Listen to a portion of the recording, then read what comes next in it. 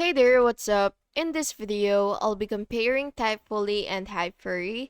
This is super useful and helpful if you're looking for the best X or Twitter scheduling tool for growing your audience and managing posts efficiently.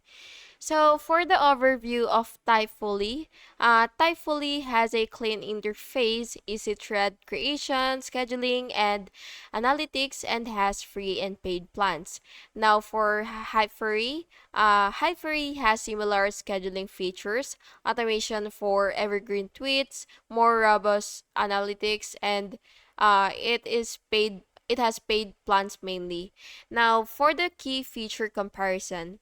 For the scheduling, both are strong, but Hypefury offers auto repeat. Now, for the thread management, Typefully excels in drafting and organizing threads, and for analytics, Hypefury provides more in-depth engagement insights. Now, for the ease of use, Typefully is more simple and has a more simple interface and a quicker workflow.